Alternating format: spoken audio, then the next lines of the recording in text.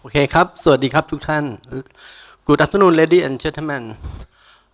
This I don't know how many session for today.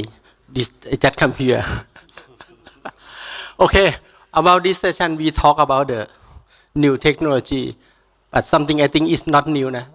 I think that everybody know that before cloud computing, 5G and blockchain. We talk a lot too much about the three technology that we hear to more than 10 or 20 years. But today we have the session that talk about together how the three technology help IT transformation for the digital technology. And as we know that the speaker together in the state is คุณวิรัก and คุณเฉลิมชัย ABM sorry เข้าคุณเฉลิมชัยนะครับ Okay, I have some question that I will start about the first question that about the strategy. Start from the blockchain and technology, cloud computing at 5G. How is collectively reshaping Thailand and digital transformation journey? How do you think about this journey of the three technology? Start from คุณเฉลิมชัย first. Yeah. ขอบคุณมากครับสวัสดีครับ Good afternoon everyone Good afternoon สวัสดีทุกท่านครับครับผม My name is เฉลิมชัยวงเกต I am a director of cybersecurity research center from SSA Thailand. It's my great pleasure to be here and have a great discussion on in this event again. This is my second time to join the Exito event. Let's get back to our topic. We are going to discuss about blockchain, cloud computing, and 5G. The three things.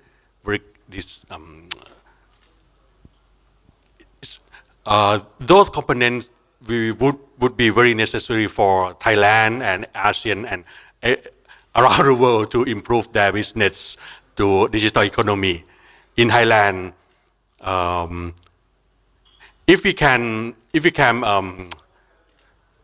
apply the great thing, the benefit from those three components, Thailand can regard as a trust, scale, and speed country, because blockchain can provide us with trust, and cloud provide us can bring the benefit to us for in terms of scalability.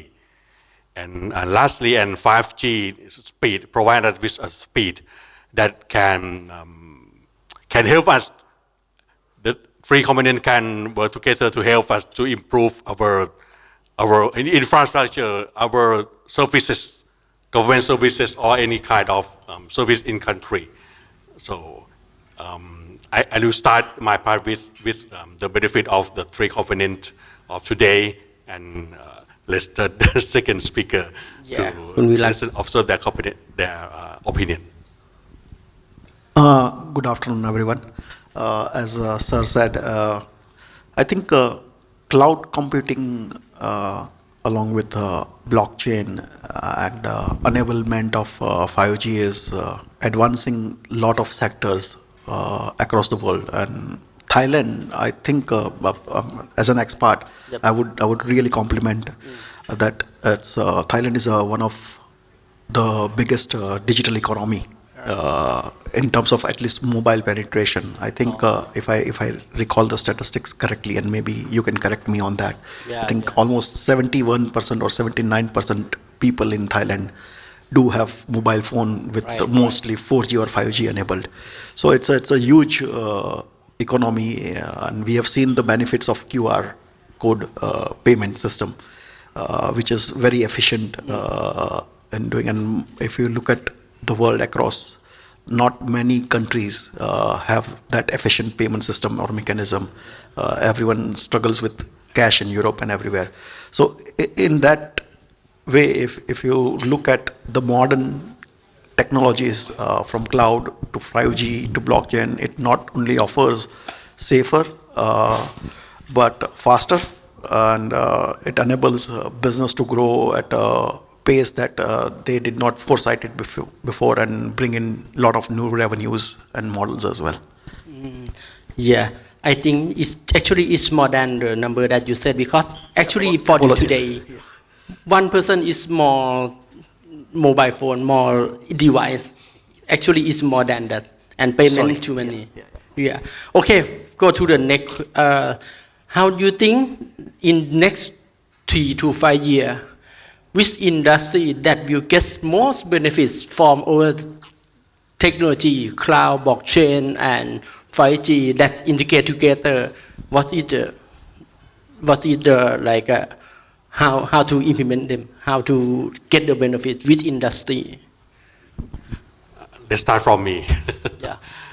From my opinion, from my point of view, I think smart manufacturing, for example, Eastern Economic Corridor or EEC, EEC. for example, a great example, and logistic or port, for example, seaport, bank and fintech, healthcare, tourism would gain benefit from the development of the three components it should be invited today, at present, not just in 3 or 5 years in future. Right now, we observe the benefit from 5G, from cloud. I think we might have heard about the project from the government about cloud first policy.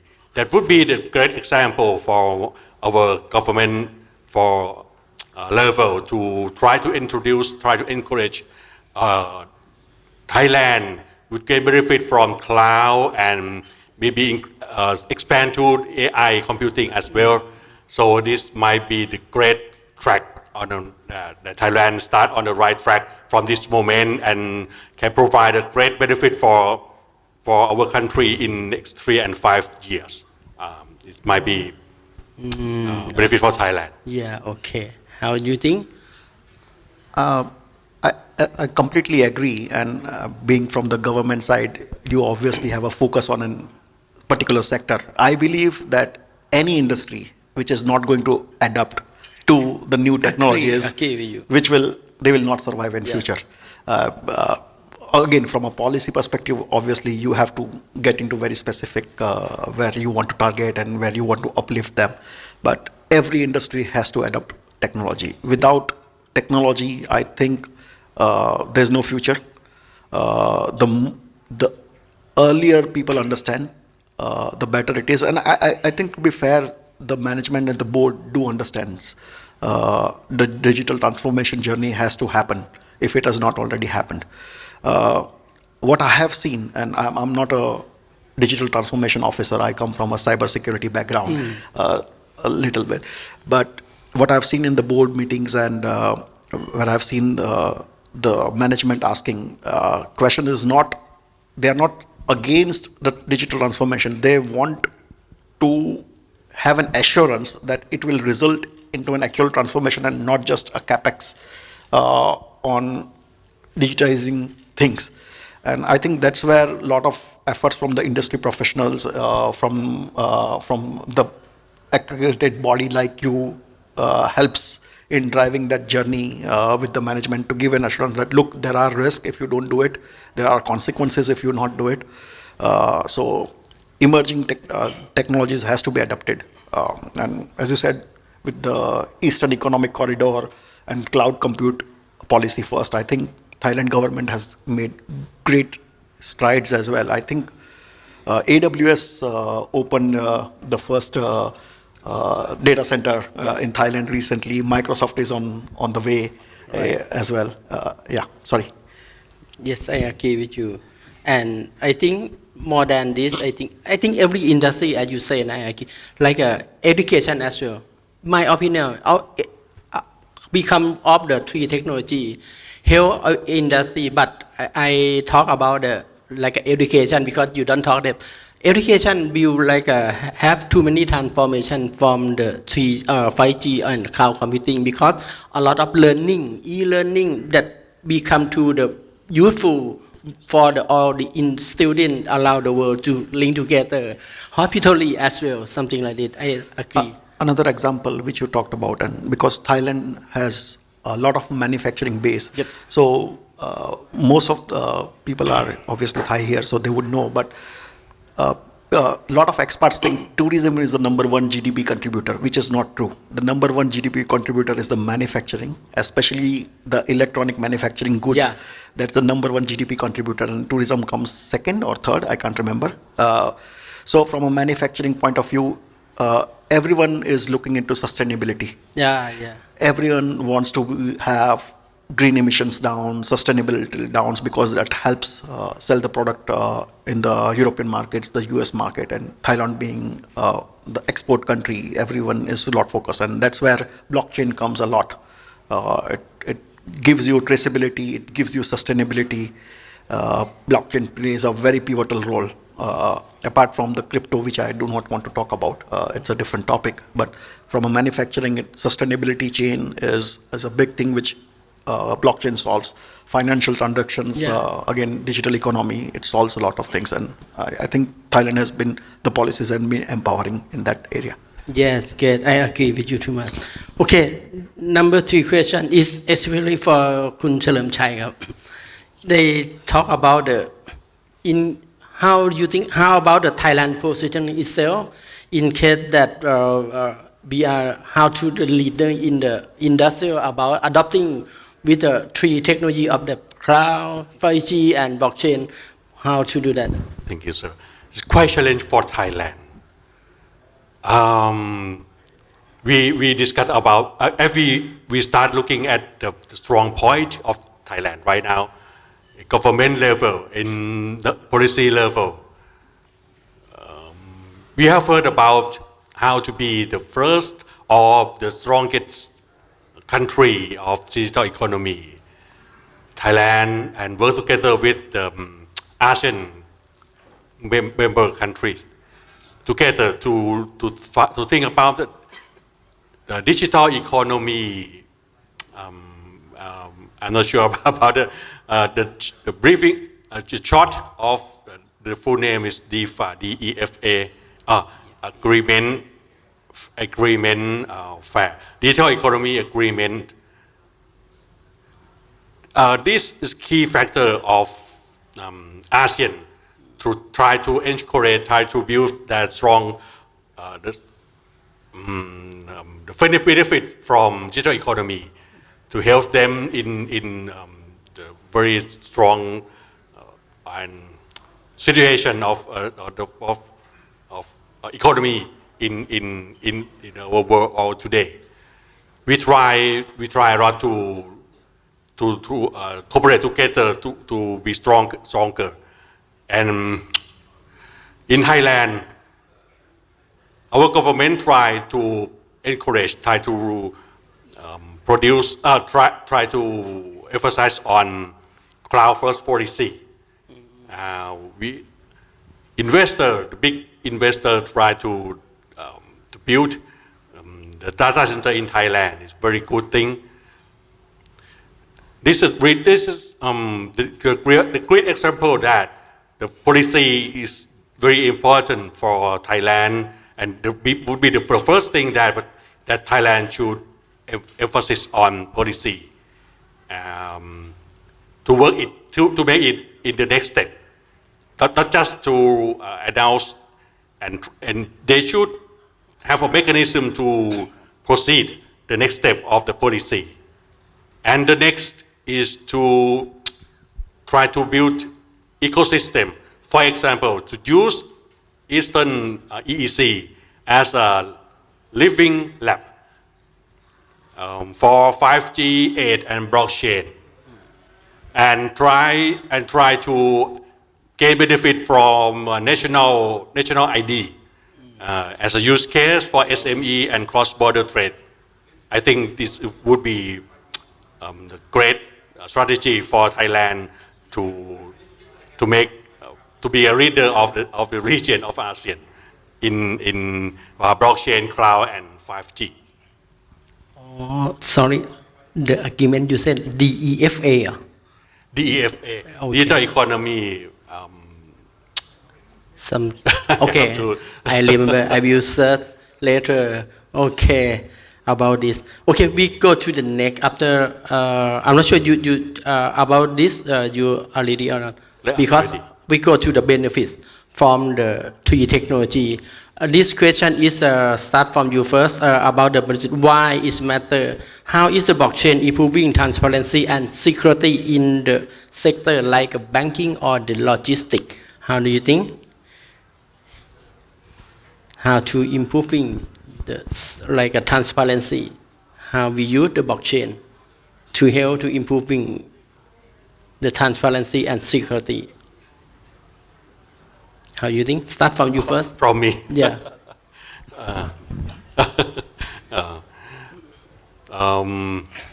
As I come from the regulator organization, I think the next panelist might be can provide a great benefit for a great example for discussion more than me. But in my point of view, I think Thai commercial bank can get benefit from transparency and security.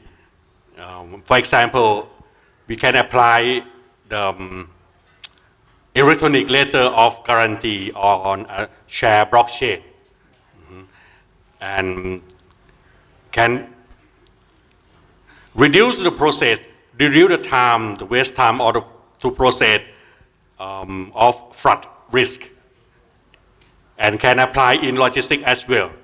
And the next panelist can show the great example from Thai Union, maybe the great example for So, this question. Just for the sake of clarification, I will not speak about Thai Union in general, but blockchain has always been a technology which has pioneered in terms of the accountability across the globe. And I think during the first question, we talked about a couple of examples how it helps in manufacturing industry, especially in a food category or logistics category as well. Banking has a very clear example in terms of ledger. But outside the banking, the financial sector, in other areas, sustainability, traceability is a great example where a lot of companies have invested in blockchain as a platform. As I said, most of the goods that get exported outside of Thailand to the European market, especially European and American market, they are very concerned about the traceability issue. And I think blockchain helps them tell exactly where it was sourced from, where it is coming from, how it is being packaged, what are the chain of ingredients within it, and it solves the traceability issue very well. So blockchain plays a pivotal role. Logistic wise, and I know we are talking about blockchain, but in terms of 5G, it is solving so many business cases with the advanced technology of 5G. Route routing, great example where a fuel consumption comes into play. Traffic adjustment via GPS, route routing, all this comes into geofencing, which is reducing the theft as well. It comes into such a cost-saving measures for a lot of logistics and manufacturing and company across the globe, including Thailand. Kunurak, I have some question, not in script. What is your opinion? When we talk about the transparency, we think about the blockchain. Almost a person think about the blockchain. But without blockchain, how do you think we can do or can improve some system with transparency or not? Of course, there are additional controls. It's just that blockchain gives you an assurance in a very simplified form. It's not that there was no trust before. There was trust before, right? The system used to benefit, but that to validate that trust, it used to take time. I have to in a second mail. Sometimes, if you are back in old days, I would call you and say, "Hey, do you need money? Did you get the money? Yep. Is it a valid one? Or is it a valid address? Blah blah blah." Right. So I think the technology simplifies it and saves time on the transaction. That's the benefit of technology. So I think it's not that the trust was not there. This just becomes much easier to validate that trust.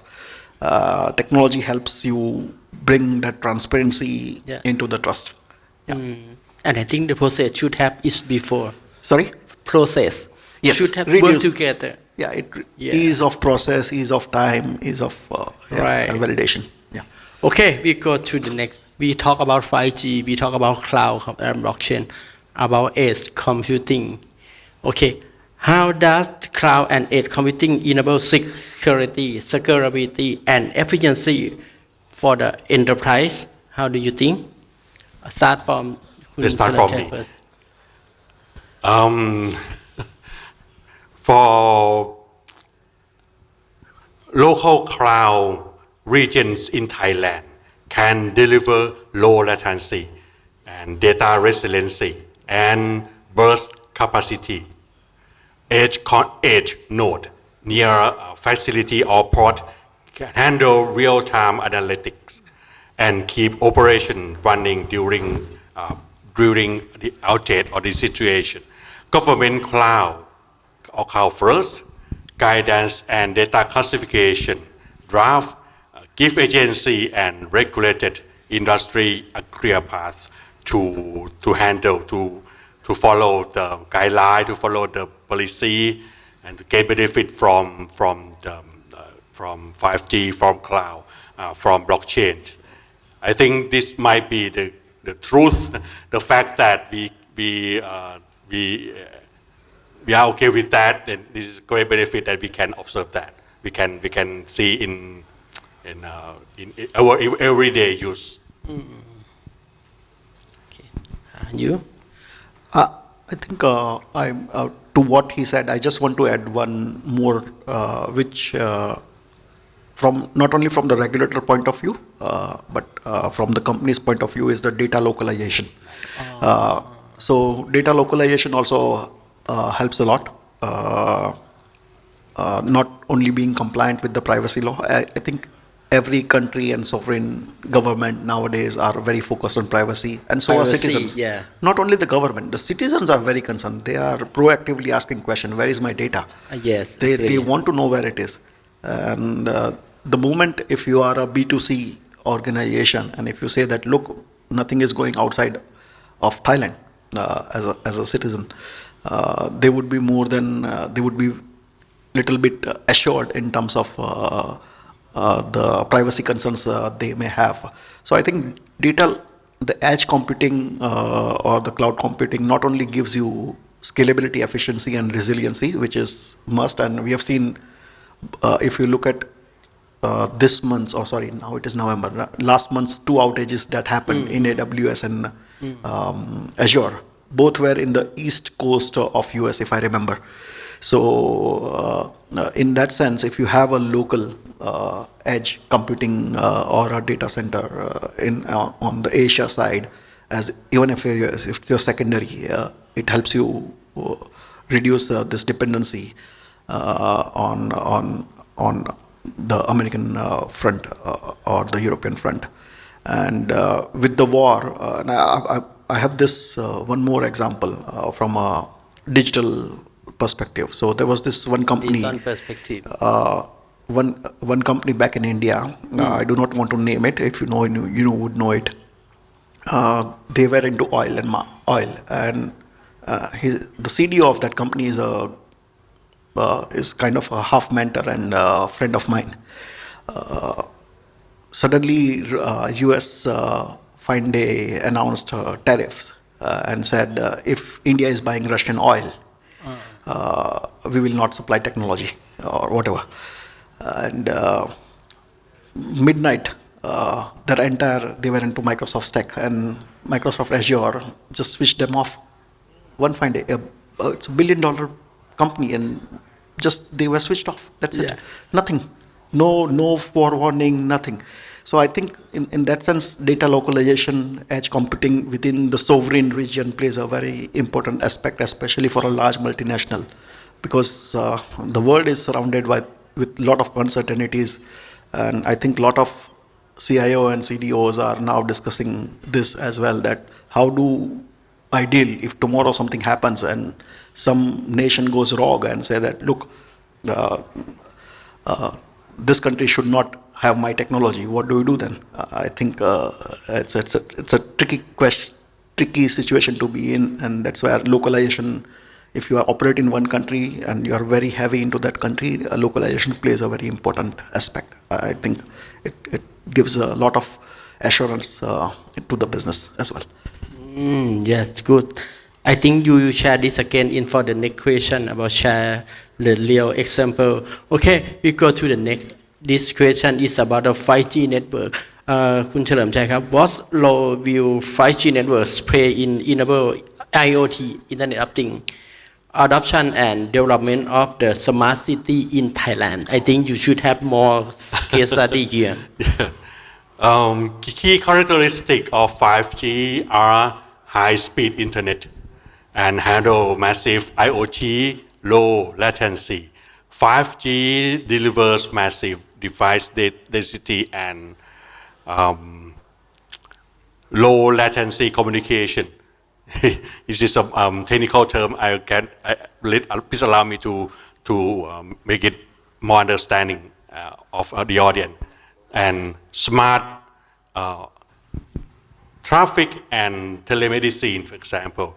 And EEC pilot show about the data and our environment traffic and drone streaming over 5G command center. This is very great role of 5G to help Thailand or EEC to adopt and make it. We can regard them as a smart city in Thailand. This is quite great example that we can see in nowadays. For about the last question, please let me give me a few seconds for explain in detail. Okay. We have ever heard about the standard of cloud cybersecurity that SSA pronounced and last year, and we have 2 years to prepare for readiness for before is have to comply with this cloud. Someone might tell us that this standard requires to keep every data and IT system in local data center. It's not 100% correct. The correct is we have to evaluate the impact of data. This is the first thing that we have to start doing. Assessment. Yes, we have to do assessment. Only high impact data or IT information have to be stored or reside in local data center. This is the fact and the truth from SSA today that make it clear for you, for every audience, or for this discussion. Not all data, just only high impact to be stored. Thank you. How about you? You remember question? On the 5G? Yes. I think it plays a great role in everyday life as well. I mean, if you look at, I'm hopeful, and as Sir mentioned, we are Bangkok Authority BMA is looking into the traffic patterns using the 5G and trying to pinpoint the signals. Because if you look at Sukhumvit road, which I live in, the traffic is a little bit bad, at least during the peak hours. So of course, 5G will play a great impact with low latency, data being sent across to the traffic signals, and telling them when to turn green, when to turn red, with real-time engagement, it would be great. Same with any manufacturing or any smart manufacturing business that the entire world is focusing on from 4.0 to now they are going into 5.0.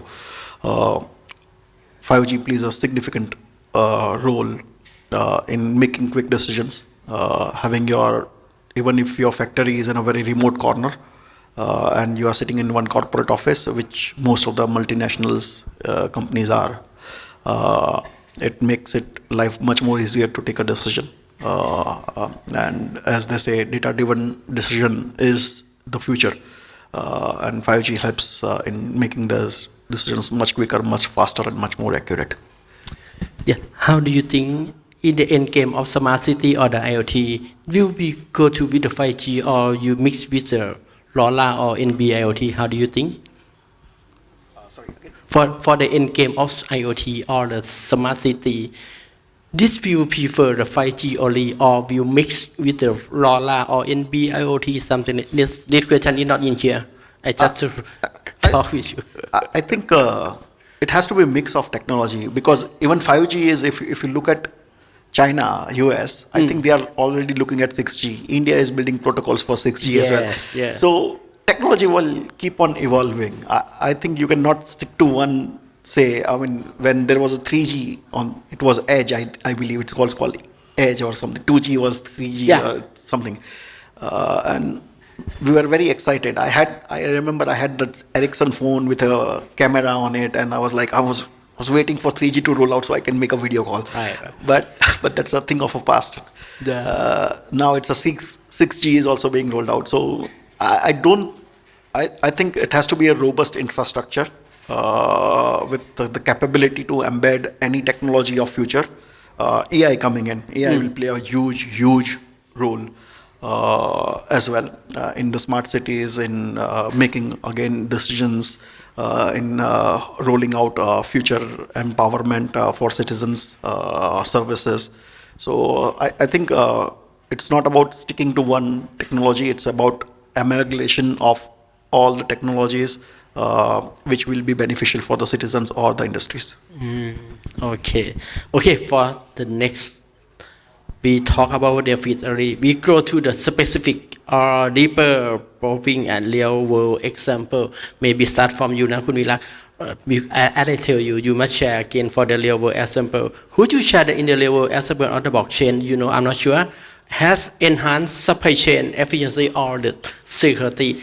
I think you specific about security. Maybe example about this should be better. I think we talked a bit about this, and as I said, in a financial industry, it's a very clear example how blockchain helps you in terms of transaction security and transaction assurance. And same it goes on the manufacturing side, on the sustainability and traceability factor. Look at everywhere on the supermarket where you go, they now all say that 100% traced source. How do you know it as an end consumer? Look, I can tell you, I can write or print anything on anything, but how do you know it? It's such a simple thing. You open your phone, you scan the QR code, and it will tell you the entire chain of where it was sourced from, where it is coming from, where it is going, what sort of materials are used or. And it's on a chain which cannot be which cannot be changed, right? It's unreputable. So it's a very clear consumer, and people are conscious. For example, second example which I can think of, I'm a vegan, vegetarian, and a lot of people around are vegan, and on top of it, they are into a lot of organic, and organic food commands a premium over a normal farm proceeds, right?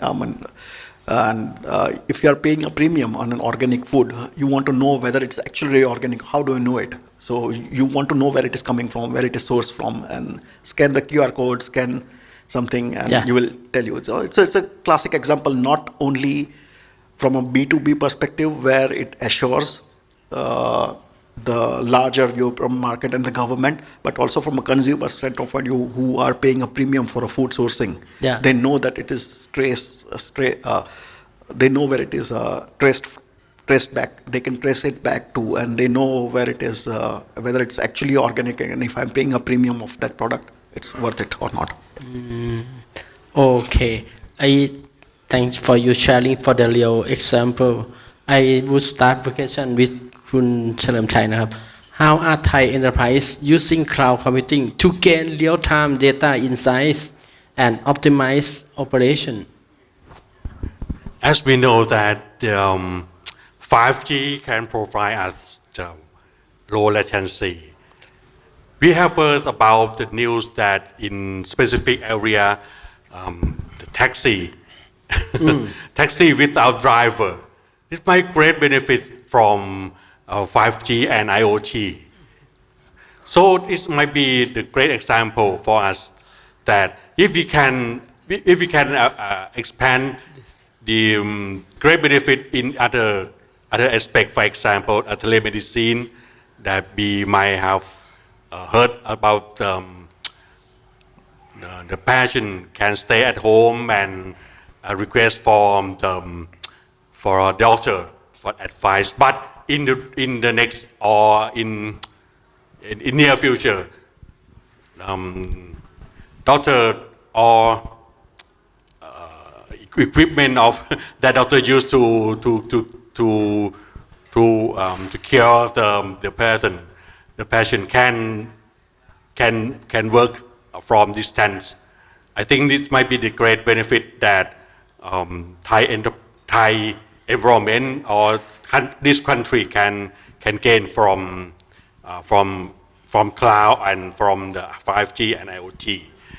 And please let me mention about LoRa, as the moderator have mentioned in the last question. I think LoRa might be necessary for Thailand in some situation, in some cases. For example, in the situation from the nearby country that we have to make them to be a good boy, that should be. In some cases that the dispute in the border area, and if we cannot apply 5G, maybe there's some disruption or maybe other party make it difficult, make the decision more difficult. We cannot use 5G. LoRa might be the great thing that military should apply and should maintain the capacity of using LoRa. It might be the great benefit for some cases for Thailand in nowadays. I think this is my opinion for that might be would like to add to a discussion. I interested about taxi with no driver. Do you? I don't know. I have question that. Do you know right now in Thailand have some I try to test in EEC. I try to test. But the news that we have observed might be in other country. We have to China. test. But from the information that I observed, try to find, for example, for this discussion, EEC might be the great place for testing because of IoT and 5G in EEC. Yeah. Maybe the first place that can test the driver, taxi without driver. How about the result? Okay. I think we should let the first thing, try the first thing at the first chance. If we are still waiting for the readiness, we might have to wait for a long time. But infrastructure in EEC is ready to test. And in parallel of this technology that we do this for testing, I'm not sure we have some person in government to talk or develop about the law or regulation or not to support about this. I'm not sure. Actually, I have to check with the authority in EEC first, and every time that we observe from them that they talk about the readiness for 5G or the infrastructure in EEC, they said they were ready to apply the new change I think in the near future we can see this application in Thailand. Okay. And maybe the great news in ASEAN. Yeah, I look forward to hear and to Yes, see about this. me too. Okay, for the next, we have question that what are the biggest security challenges in 5G and IoT adoption, and how are organization mitigation them? I start from. I think this question is only you. Yeah, in point of cybersecurity, the more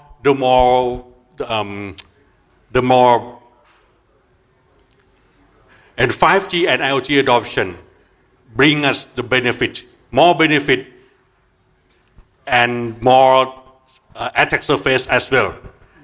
This is two sides of coin. Threat surface explosion. We can say this is explosion because billions of endpoint and multi-access edge computing nodes. It should be managed by via zero trust and software build of material or SBOM and network slicing isolation. Can use to solve this or reduce the impact of attack surface. The next thing is about regulatory alignment. PDPA for Personal Data and Cybersecurity Act for CAI, Critical Information Infrastructure Office organizations. Should be used to manage and as a baseline control, and including the incident reporting and auditing.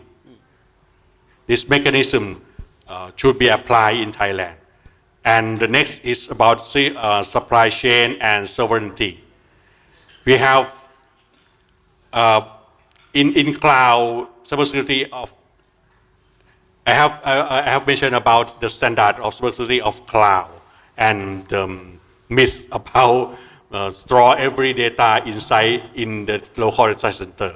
This might be a great example that government level or regulator office like SCSA should spend every chance, every moment to speak to make it clear for Thai industry and Thai organization to know the benefit, to know the intention of the law, intention of the standard. I think the three aspects that I have mentioned might be the biggest challenge for 5G and IoT adoption. Yeah, for government them, right? Yes. Okay, for the next, you know, right? Low code, no code. We hear No about code. this. Yeah. Question is, how can low code, no code platform empower SMEs or to participate in Thailand digital transformation at scale? How about this? How do you think? Low code, no code platform. Sure. So I think what it gives the platform, and we have a nice company outside as well who are one of the sponsors. Yes. Left hand side. Have to give them credit on that. So what it brings to any industry is the agility to transform the idea to the product at a rapid pace. I think that's what a low-code, no-code platform brings. When you have to build something using a language, and I'm not saying low-code still has a language. No-code definitely not. You drag and drop, but the ideation phase to a productization phase was a little bit lengthier and little bit trickier, and was born to have errors as well. You have to debug, you have to test. I'm not saying you should not test on LCNC platform, but that time frame has significantly reduced, which means products can go very faster to the end consumer, to the end result, and it gives a lot of agility and robustness to any business which operates on a low-code, no-code platform. I think that's one of the biggest benefits out of it. Yeah. Yeah. And any layman can do it. Okay. We have not two. Okay, not maybe one or two question about the application. What practical step, can enterprise take a successfully integrated blockchain, cloud computing, and the 5G together in their operation? Start from you first. From my opinion, I think choose cloud landing zones in Thailand, in Thai region, and adopt data classification and encryption standard from cloud first draft. Yeah. I think this the great step maybe in the first priority that we should apply, we should thinking about, and the next is might be the deploy private 5G or edge in plant or in warehouse and integrate with other technology, for example, WMS, for example. And lastly, from my point of view, is to build a joint security operating model. For example, we apply the zero trust and apply incident response playbook or red team. It might be a few steps or a few point of view that I would present to the discussion. It might be any different point of view, and this is my suggestion for practical step to integrate blockchain and cloud. Yeah. Okay. The last question. Ask you, Kun Vilak, what are the key policy for infrastructure or the investment priority that Thailand choose focus on how to accelerate this transformation? I think this should go to the policymaker, but in my opinion, even from the previous example that he gave, is identify the use case. What is it that you are trying to benefit out of it? Any technology, any policy should have a very clear objective. What is it that you are trying to get to? What is it that you are trying to uplift to? What is the problem that you are trying to solve? If you have a very clear objective in your mind, the policy can be framed to achieve that objective. Policy at the end of the day is enablement to what you want to achieve, and empowers and fastens the roadmap. Yeah. Yeah. Okay. I think we should have enough time already. I would like to summarize about it. Actually, I have to do the summarize, but it's not have more time. I want to summarize about this. We talk about the 5G, talk about cloud computing, and talk about the blockchain. This technology that help us to like a transformation in the organization, but actually. This is just only the technology. However, we should start from the governance as well, how to control their technology, how to implement and how to control them to use in organization. Each of the technology like a blockchain, 5G, and 5G blockchain, cloud computing, help organization to accelerate in adoption and transformation in the organization too much. Like we can develop very fast for application and use low code, no code, something like that. But don't forget that we should balance like a process, technology and tool as well. We should prepare a lot of things, prepare technology, prepare person, human resource, our organization to understand and to know how to develop for each of the technology as well. Not only the technology that we had to talk, but if we don't prepare, we don't prepare the person to understand them with the for broad and in the deep. I think it's difficult to adoption them. But I think this time is already. I think I want to thank you for all of you person, Kun Chalermchai and Kun Vilak as well. Okay, we should finish about this. Sorry and thank you.